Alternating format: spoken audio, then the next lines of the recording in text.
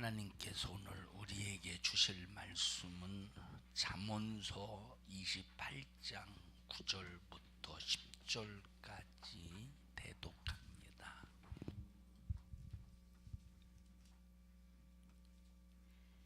사람이 귀를 돌이키고 율법을 듣지 아니하면 그의 기도도 가증하니라.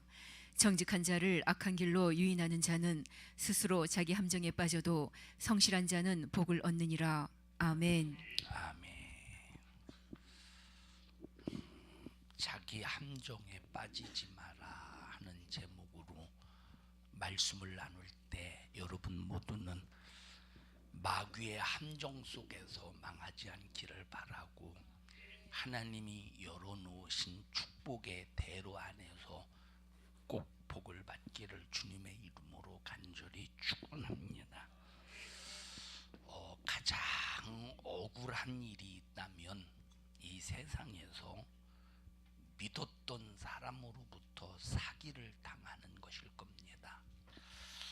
내가 분명히 저 사람을 믿었는데 나중에 결과를 딱 놓고 보니까 내가 이 사람에게 사기를 당했구나.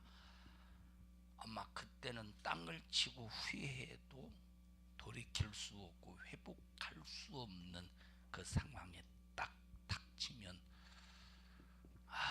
아마 억울해서 견딜 수가 없을 것입니다. 그런데 우리 주님은 절대 우리를 사기치지 않습니다. 우리를 절대 배신하지 않습니다.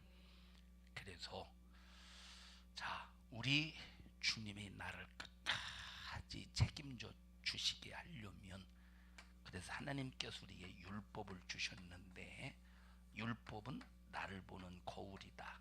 나를 보는 안경이다. 율법은 나를 진단하는 진단서다. 그래서 바로 율법을 통해서 나를 보고 고장난 것이 있을 때 예수로 고치는 겁니다.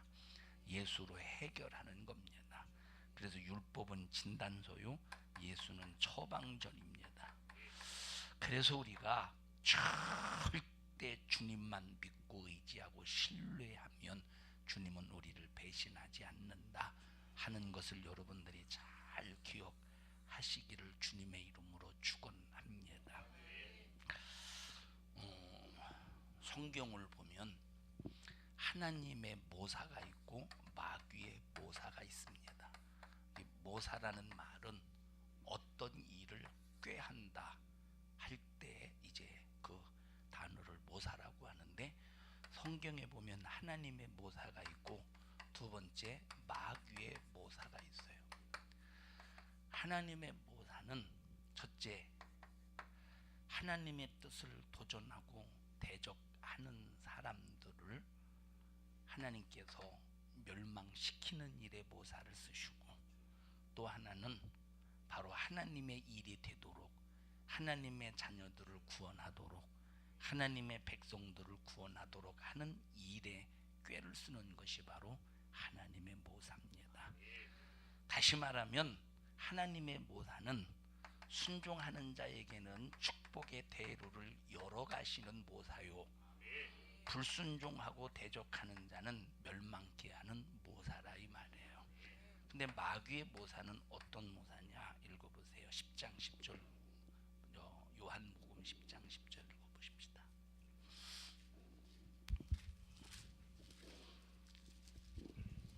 도적이 오는 것은 도적질하고 죽이고 멸망시키려는 것뿐이요. 마귀의 모사는 도둑질 하려고 모사를 꾸며요. 뭘 도둑질하냐? 생명을 도둑질해. 내 안에 있는 부유를 도둑질해요. 내 영혼, 내 안에 있는 천국, 하나님의 나라를 도둑질합니다. 그렇게 해서 죽여버려. 그래서 마귀는 도둑질하고 뭐하고? 죽이고, 그리고 호흡이 중단되는 순간 그 영혼이 영원히 멸망케 되도록 아주 지옥으로 내던져버리는 이를 위해서 마귀는 모사를 꾸며요. 이게 바로 뭐냐? 하나님을 도전하고 대적하는 일이야. 하나님의 모사를 한번 보십시다. 하나님께서 큰 뜻을, 큰 계획을 가지시고 어떤 일을 추진해 나가시느냐. 아담이 선악과를 따먹고 인류가 범죄하여 영원한 지옥의 형벌을 피할 수 없는 상황 속에서 아들 예수 그리스도를 이 땅에 보내주시기로 계획을 하시는데, 예수를 이 땅에 보내시기 위해서 하나님께서 모사를 행하십니다. 자, 여러 가지 그 모사 상황 현장이 있었는데 그 중에 하나, 우리가 야곱의 가정에서 있었던 일을 말씀을 드릴게요. 야곱의 아들이 형제들이 많이 있었습니다. 야곱의 아들의 형제들이 많이 있었습니다. 그 중에서 가장 사랑받았던 아들이 누구였죠? 야곱의 아들 가운데 요셉이었어요. 다른 아들들은 전부 일터에 내보내서 이제 일을 시키면서 좀 고생을 시켰는데, 요셉에게는 손에 흙 하나 묻히지 않고 물 하나 묻히지 않고 좋은 옷을 입히고 맛있는 것도 있으면 이제 숨겨놨다가 요셉에게 주고, 정말로 형들이 시기 질투할 만큼 사랑하게 됩니다. 야곱이 요셉을 사랑하게 돼요. 자, 시기 질투 속에서 이제 형제들이 요셉을 시기 질투하고 있을 때 형제들이 더 들판에서 양을 치고 있는 중에 요셉이 형 좀 보러 갈까 하고 형을 보러 갔는데, 저 멀리서 오는 이 요셉을 보고 형들이 작당을 합니다. 야, 저 요셉이 온다. 저 꿈쟁이 요셉이 온다. 과거에 꿈을 꿔서 자기가 마치 다스린 형들이 막 거기 고개 숙이고 막 절하고 자기를 섬기는 듯한 그런 꿈 꿔서 해몽을 하니까 저 꿈쟁이 요셉이 온다. 야, 어떻게 할까? 저거 죽여버릴까? 야, 어떻게 죽이냐? 그래도 형제인데.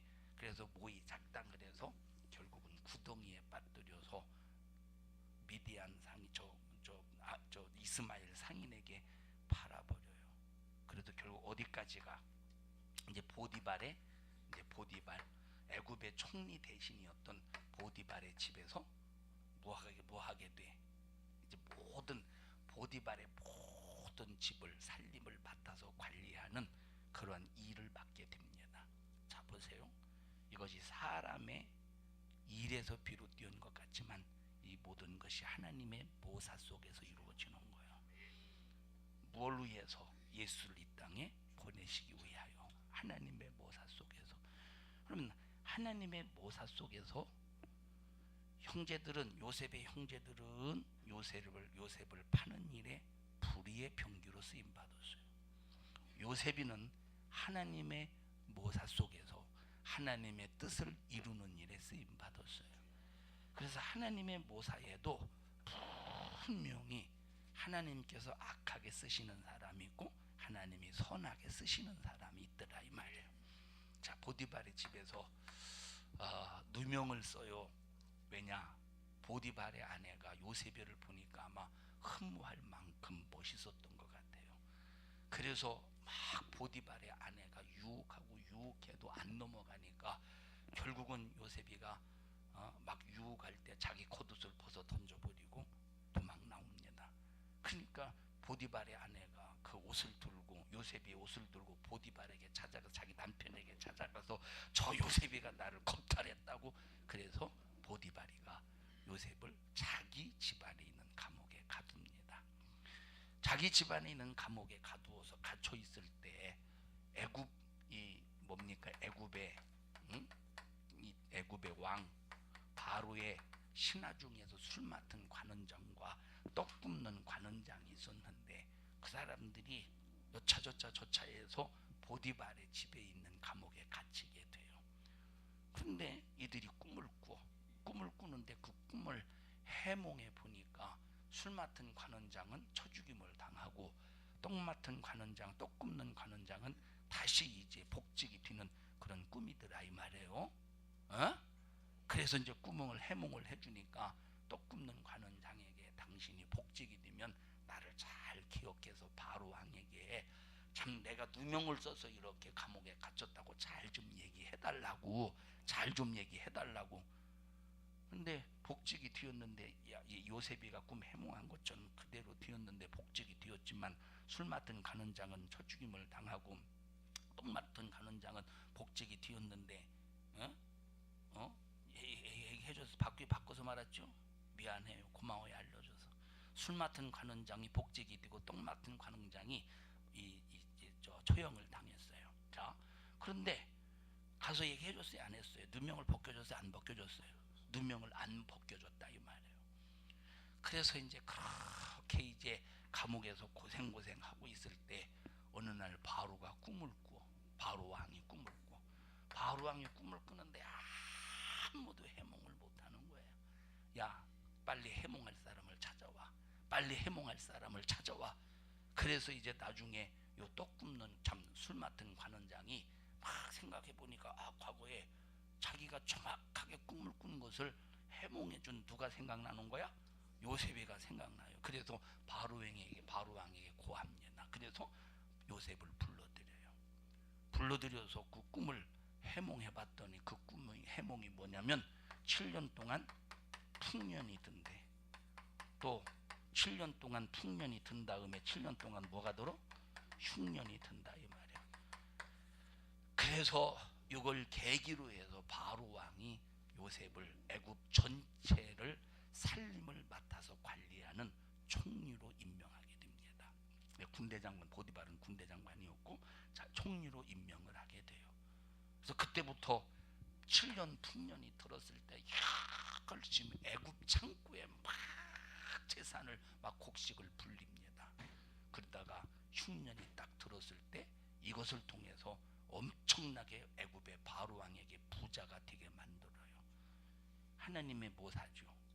겉으로 볼 때는 사람의 역사 같지만 벌써 그 속에 흘러가는 배경은 하나님의 모사라 이 말이에요. 누구를, 예수를 이 땅에 오시게 하기 위해서, 누구를, 어떤 나라를 태동시키기 위해서, 이스라엘이라고 하는 나라를 태동시키기 위해서 바로 하나님의 모사가 이루어지는 거예요. 하나님의 모사를 이룰 때 누구를 쓰셨어요? 요셉이를 쓰셨다 이 말이에요. 자, 나중에 흉년 속에서 먹을 것이 없을 때 저 애굽에 가면 먹을 것이 있더라 해서 야곱이가 자기 아들을 보내서 여기서 먹을 것을 얻어오게 되고, 그걸 계기로 해서 70여 명이 애굽에서 정착하게 살게 되잖아요. 바로의 은총을 입어서. 그렇게 해서 400년 동안 애굽에서 살게 되는데, 결국은 요셉이가 누군지를 모르는 사람이 애굽의 왕이 되었을 때 이제 식민지로, 처음에는 좋은 의미와 목적 속에서 애굽에 들어갔지만 나중에는 식민지로서 나중엔 죽을 고생하는 그런 계기가 되잖아요. 이것이 바로 뭐냐면, 저 애굽의 바로 왕이 막 죽을 고생시켜 막 학대를 합니다. 이것도 하나님의 모사에 들어간 거예요. 왜 그러지? 그래야 이 사람들이 여기서 해방되기를 바라는 소망이 생길 거 아니에요. 이놈의 고생 속에서 빨리 해방되고 싶겠다, 빨리 탈출하고 싶겠다. 이것도 하나님의 모사 속에서, 이런 고생 속에서 이들이 해방을 사모할 때 하나님 그들을 거기서 건져주신다 이 말이에요. 하나님 이들을 그냥 건져주시겠어요? 사모할 때. 그래서 하나님은 그냥 일하시는 것이 아니라 사모할 때 일하셔요. 우리가 하나님 앞에 요구할 때 일하셔. 우리가 하나님 앞에 요청할 때 일하셔. 그러니까 어떤 때는 하나님의 모사, 바로 우리가 사모하고 애절하고 간절하게 주님 앞에 무엇인가 요구할 수 있는 그런 환경으로 우리 하나님께서 몰아가실 때가 있다 이 말이에요. 뭐하게 하려고? 사모하게 하려고, 우리에게 요구하게 하려고, 하나님 앞에 진실하게 하나님 앞에 기도하게 하려고. 그러면 그런 상황이 딱 닥쳤을 때 원망이 나와야 되겠어요? 사모하는 심령을 가져야 되겠어요? 그런 상황이 딱 닥쳤을 때는 우리가 원망하는 것이 아니라 사모하는 심령을 가져야 되는데, 여기서 두 가지의 현상이 일어나. 하나는 사모하는 심령, 막 기도해서 어떻든 하나님의 도움을 받으려고 하는 사람이 있고, 어떤 사람은 원망하고 불만 불평해서 하나님과 관계가 끊어져 가는 사람이 있다 이 말이에요. 하나님의 모사 속에서 우리가 어떤 사람이 되어야 될 것인가? 여기 지금 하나님의 모사 속에서 400년 동안 종살이하면서 그렇게 고역을 하고 갖은 고통을 다당할 때 이스라엘 백성들이 전부 다 여기서 하나님 앞에 해방시켜 달라고 하나님을 향해서 기도하게 되더라 이 말이에요. 하나님은 그 소리를 듣고 뭘 주셔요? 자유를 주시는 거야. 뭘 주셔요? 자유를 주신다 이 말이에요. 그래서 하나님께서 누구를 세우셔요? 모세를 세우셔서 애굽 바로 왕에게 보내서 400년 동안의 종살이를 딱 종지부를 찍게 됩니다. 그리고 해방 자유를 주신다 이 말이에요. 그래서 이스라엘 백성들을 가나안 복지에 임하게 하셔서 그 가나안 땅에서 누가 오게 하셔요? 예수가 이 땅에 오게 하셔. 이게 하나님의 모사요. 이루어졌다 이 말. 하나님의 모사는 반드시 이루어지는데 하나님이 나와 여러분을 위해서 모사를 이루실 때 여러분 모두는 요셉과 같이 의의 병기로 쓰임 받기를 바라고, 요셉의 형제들과 같이 불의의 병기로 시기 질투 속에서 사용당하다가 여러분 정말로 이런 참 이 흉년 속에서 얼마나 고생을 했겠어요. 고생하는 사람 되지 않기를 바라고, 정말로 하나님의 모사 속에서 힘들고 어려운 이 식민지와 같은 힘들고 어려운 고생스러운 고통스러운 일이 있다고 할지라도 이것을 원망이 아니라 하나님을 향한 무엇로? 사모한 심령을 가지고 하나님 앞에 기도해서 뭘 누려야 되느냐? 하나님 앞에서의 자유, 하나님의 도움을 누릴 수 있는 나와 여러분이 되기를 주님의 이름으로 간절히 축원합니다. 자 보세요. 또 하나님의 모사를 보십시다. 애굽에 이스라엘 백성들이 애굽에서 400년 동안 종살이를 할 때, 자 하나님께서 모세를 누구에게 보냈어요? 바로에게 보냈어. 여러분 모세가 바로 앞에서 이적을 행한 것이 엄청납니다. 모세가 바로 앞에서 이적을 행할 때 10가지의 재앙을 행해요. 지금 바로는 9가지의 재앙을 경험해. 9가지의 재앙을 경험하면서 막 애굽이 막 쑥대밭이 됩니다. 애굽이 막 폐허가 됩니다. 그런데도 바로의 마음이 어떻게 됐대? 강팍하게 되었대. 바로의 마음이. 그럼 바로의 마음을 강팍하게 한 자가 누구예요? 하나님이에요? 마귀예요? 성경에 보니까 하나님께서 바로의 마음을 강팍하게 하셨다 이렇게 말했어요. 하나님이 바로의 마음을 강팍하게 하셨다. 찾아서 읽어볼 수 있어요? 자, 하나님이 바로의 마음을 강팍하게 하셨다는 거예요. 왜 강팍하게 하셨을까? 바로의 마음을 왜 강팍하게 하셨을까? 여러분, 사람이 쉽게 문제가 해결되면 하나님을 사모하는 심령이 없어. 막 힘들고 어려울수록 더 막 문제가 힘들고 어려운 중에 딱 해결이 될 때 뭐가 더 커지냐? 감사가 더 커져요. 힘들고 어려울 때 원망이 커지는 사람이 있지만 힘들고 어려울수록 하나님 앞에 그 힘들고 어렵게 이겨낼수록 하나님 앞에 감사가 커지는 사람이 있어. 힘들고 어려울수록 원망이 커지는 사람이 있고, 힘들고 어려움 속에서도 기어이 주님 바라보며 해결이 될 때, 힘들고 어렵게 해결이 되었을 때 뭐가 커지는 사람이 있어? 감사가 커지는 사람이 있다 이 말. 여러분 10가지의 재앙이 얼마나 고통스럽습니까?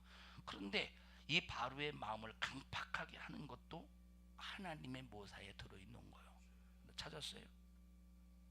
하나님께서 바로의 마음을 강팍하게 하셨다. 바로의 마음이 강팍해 되어 그들을 듣지 아니하였으니 여호와의 말씀과 같더라. 자, 하나님이 이게 뭐냐? 하나님의 모사야. 그래서 여러분 기왕에 나와 여러분들이 하나님의 모사 속에서, 자 나와 여러분들도 하나님의 모사 속에서 움직여 가는 거예요.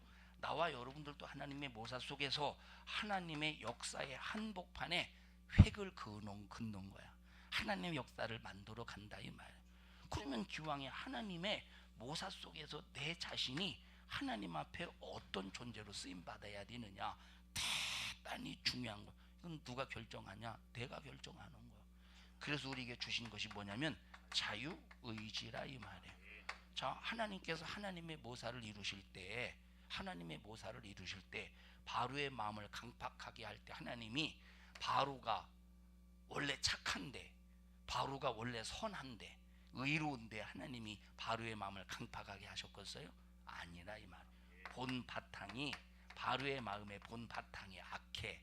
바로의 마음의 본 바탕이 하나님이 보실 때 강팍하게 할 수밖에 없는 그런 밭을 가지고 있다 이 말이에요. 이해하셔요? 멀쩡한데 선한데 강팍하게 하봐. 하나님은 그러면 불의한 하나님이고 불법의 하나님이지. 자, 여기 요셉의 형제들 보시면 요셉의 형제들이 누구를 시기 질투했어? 요셉을 시기 질투했는데, 원래 시기 질투가 없는데 하나님이 뭡니까 구덩이에 빠뜨려 가지고 이스마엘 상인에게 팔았겠어요. 시기 질투가 없는데 시기 질투를 발동시켜서 그렇게 했겠어요? 원래 이들에게 이것이 있었다 이 말이에요. 시기 질투가 있었기 때문에 이걸 사용해서 하나님의 모사를 이루어 나가는 거야. 그래서 우리가 정말로 하나님 앞에 내가 어떤 본질을 가지고 신앙생활을 해야 되는가. 그래서 성경에 정말 중요한 것이 뭐냐? 밭을 기경하래. 나의 심령의 밭을 기경하라 이 말. 그래서 하나님은 길가와 같은 밭, 돌짝밭 같은 밭, 가시덤불과 같은 밭을 하나님이 모사를 이루시는 일에 뭘로 쓰신대? 악하게 쓰신대. 불의에 악하게 쓰신다 이 말. 그러나 하나님의 모사를 이루어 가시는데 좋은 밭은 뭘로 쓰셔요? 선한 일에 쓰시는 거예요. 나쁜 밭은 악하게 쓰시는 거예요. 이해하시나요? 그래서 정말로 나와 여러분들이 하나님의 모사 안에서 하나님의 역사를 이루어 가는데 꼭 하나님이 기쁘신 뜻대로 쓰임받는 믿음의 성도들이 되시기를 주님의 이름으로 축원합니다. 자, 두 번째 마귀의 모사가 있어요. 마귀의 모사가 뭐라고? 목적이 뭐라고? 시작. 죽이고 도둑질하고 죽이고 멸망시키는 일을 한다 이 말이에요. 자, 마귀의 모사를 하기 전에 또 하나님의 모사 한 가지 더 얘기해 볼까요? 하나님의 모사. 자, 아합이 얼마나 악하냐? 아합이 얼마나 악하냐? 자, 아합은 진짜 악한 왕이에요. 아합의 본심을 보면 참 여리고 연한 걸 알 수가 있는데, 그런데 누가 악하냐? 아합의 아내 이세벨이라는 여자가 그렇게 악합니다. 악함에 의해서 아합이 조정을 당하는 거야. 악함에 의해서 아합이 조정을 당하는 거예요. 자, 그러면 아합은 그렇게 막 악하고 그런 사람이 아니었는데 누가 조정해? 이세벨 자기 아내가 조정. 그러면 악한 사람이 악하지 않은 사람을 조정할 때 조정을 당해도 하나님은 악하게 보시더라고. 듣나? 이세벨이 악해, 아합은 악하지 않아요. 그리고 이 성경을 읽어보면 뭔가 이렇게 막 이렇게 줏대가 없어. 줏대가 없는 사람 치고 악한 사람 별로 없어요. 맞죠? 듣나? 줏대가 없는 사람 치고 악한 사람 별로 없는데, 그런데 문제가 뭐냐? 중심이 없으니까 악한 사람이 쓰면 악한 사람이 조정해. 선한 사람 만나면 선한 사람이 조정해. 그 누구를 만나느냐가 이런 사람들은 참 중요한 거예요. 이런 사람들은 만약에 아합이가 해지를 만났으면 아합이가 좀 괜찮았을라나. 누구를 만나느냐? 이 줏대 없는 사람들은 누구를, 그러니까 참 조정을 당해. 그래도 하나님은 그럴지라도 악한 자에게 조정을 당하면 그 조정당한 심판을 반드시 하시더라 이 말이에요. 자, 워낙 이세벨의 꾀임에 넘어가서 악한 행동을 하니까 이 아합을 죽이긴 죽여야 되는데, 왜? 죄값으로 심판해야 되니까 죽이기는 죽여야 되는데 어떻게 죽일 것인가에 대해서 하늘에서 어전회의가 벌어져요. 어전회의가. 이것을 뭐라고 말하느냐? 하나님의 모사라고 그래요. 야, 저 아합을 죽이긴 죽여야 되는데 저거 어떻게 죽인다니? 그랬더니 어떤 한 천사가 하는 말이, 내가 거짓말하는 영이 되어서 거짓 선지자들의 다시 말하면 거짓 선지자들의 입에 거짓을 넣어서 아합을 죽이도록 하겠습니다. 그래서 이제 그럼 그렇게 해봐라 그랬더니 진짜 거짓 선지자의 입에 거짓말을 넣었어요. 천사가 그 맡은 사람이 맡은 천사가. 자, 아합이 이제 아람하고 전쟁을 일으키고 싶어. 왜? 아람 땅을 빼앗고 싶어. 그래서 이제 아람을 치고 싶은데 자기 혼자 안 가고 누구랑 가느냐? 남유다의 여호사밧 왕하고 같이 가요. 여호사밧. 이 아합은 북이스라엘의 왕이에요. 여호사밧은 남유다의 왕이야. 그러니까 자기 혼자 안 가고 여호사밧 남유다 왕인 여호사밧 왕을 데리고 가는 거예요. 들으세요?